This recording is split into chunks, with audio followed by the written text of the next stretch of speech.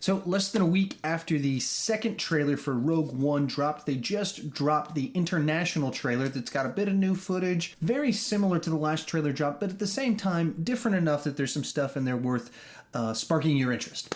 So I watched it. If you watched my previous video, I wasn't very impressed by the last trailer. I watched this one once again, since it's very similar. It didn't impress me, and I've been thinking, like, what is it that's making me annoyed about the way that they're marketing Rogue One?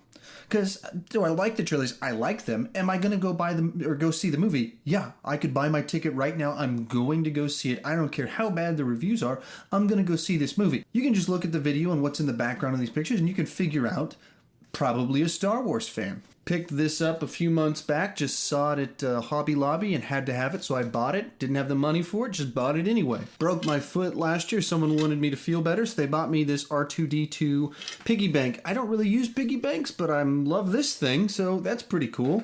A couple of Chewbacca's going on here. Mr. Potato Head, and I believe this is a pop doll Chewbacca. Pretty awesome. My kids constantly lose the pieces to these. I actually have a Darth Tater too. I just don't know where he's at because they keep losing him. There's no possible way to justify why I own this because this came out obviously last year and I haven't used a lunch pail in over 25 years, so this isn't useful, but it's Star Wars, so I have it. Last year at Christmas, I told my mom I wanted a BB-8 for Christmas. She didn't understand why a grown man would want a remote control BB-8. She got it for me, and I made the right choice asking for it.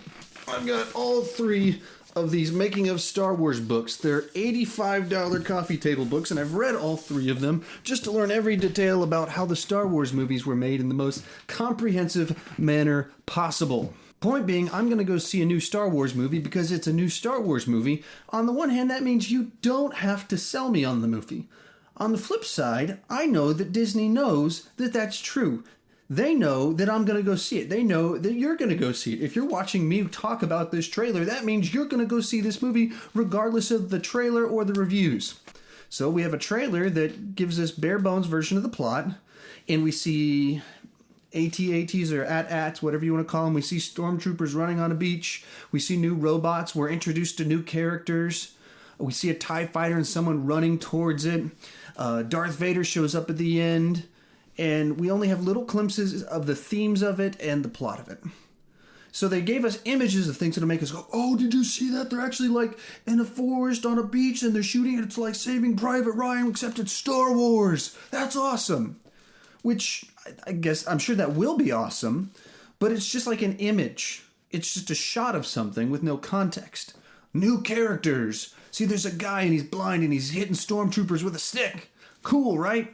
Yeah, but there's nothing about that character that sells me beyond the fact that wouldn't it be cool if there was a guy that's like of the religion of Jedi, but maybe he's not a Jedi and he believes in the Force, so he's hitting people with a stick. Isn't that cool?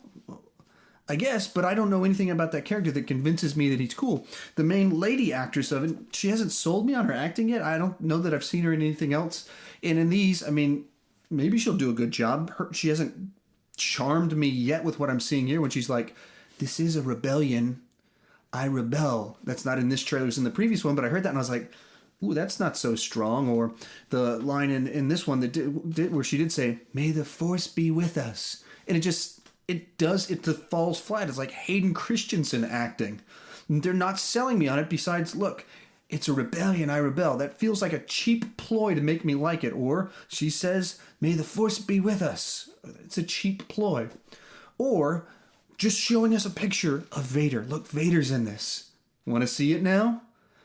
Well, I wanted to see it anyway, but you just did something that'll make people go, oh, Vader's in this one. I want to go see it.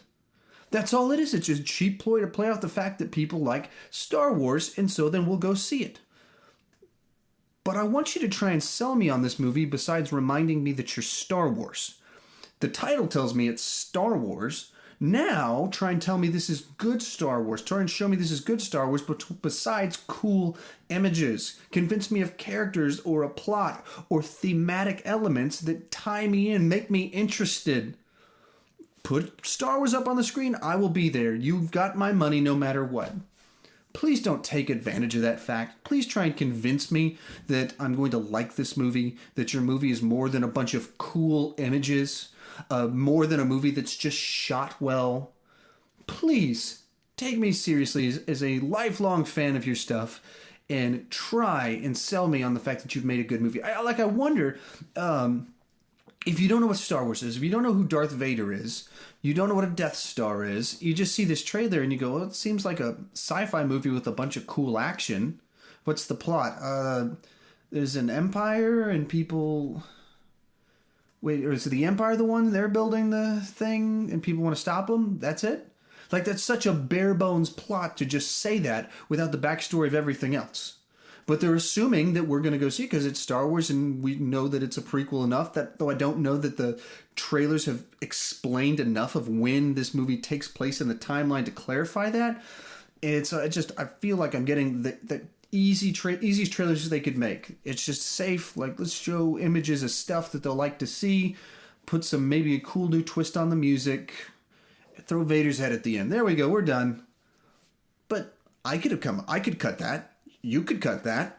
Any one of us could make that. There's nothing about this trailer that, like, stirs the emotions beyond the fact that we're seeing more Star Wars. Which is nice. I'll be there. Please try and convince me to like your movie. Please try and sell me on it. Now, I don't want you to give me the whole plot. I don't want you to give me the beat by beat through the whole thing. But, like, I feel like you showed me the characters, but I didn't really get to know the characters or get anything about the characters. I didn't get, like, a central theme of the movie. Like, I don't know how any of that ties together. I just saw a series of Star Wars images thrown together and then Vader's head at the end. Well, Vader's in it. People like it. I don't get it. It seems like if you've got a really great movie, it'd be easier to stir my Star Wars emotions to love your trailer like they did with the Force Awakens trailers, where I didn't feel like they gave away the whole plot of it or anything like that. I felt like they introduced themes. They showed the cool Star Wars images, and you could get like a vibe of where they're going with this. No plot, but they gave us the feel of it. And you had this great moment at the end where at Chewie we're home, which kind of like gave us the feeling that they were going for with it. And that's like what the movie was all about, making us feel like we're back in the Star Wars universe, back to that original trilogy vibe that we liked about it. And it's Harrison Ford, the one saying that, and it fit great in the trailer to communicate what the trailer was, what the movie was, and it fits in the movie and what's going on in the movie. These trailers haven't had that for me yet. That's just kind of magic wow moment. And just looking at the stuff, the way they marketed it up to this point, whether that thing a month ago where they released the documentary instead of a trailer, they released a plot synopsis that sounded like something that I would say to describe it to someone, not something like that Disney would release as the official formal synopsis of the movie.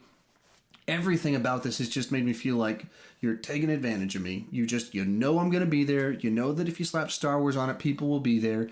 And you're selling it just off the title and the images that, that's what they want to see. Anyway, that's my rant. I've listened to enough movie talk news shows over the last week and watched some other people's videos just like this one, except it seems like I'm in the minority. Everyone else liked it. And I didn't dislike it. I'm just so not wowed by it, and it seems like it'd be easy to wow me with a Star Wars trailer. Instead, I just got a bunch of Star Wars images, 2 different trailers, a documentary, and synopsis that are all just like, okay, I like it because it's Star Wars. Please try and sell me. So what have you thought about the marketing for Rogue One? Am I the crazy one that's just reading too much into it, expecting way too much? Tell me why I'm wrong. I want to be wrong. Convince me that these are awesome. If you like this channel and you like the stuff I have to say, please click that subscribe button so you don't miss any of my ramblings about whatever I want to talk about on any given occasion. Thank you much.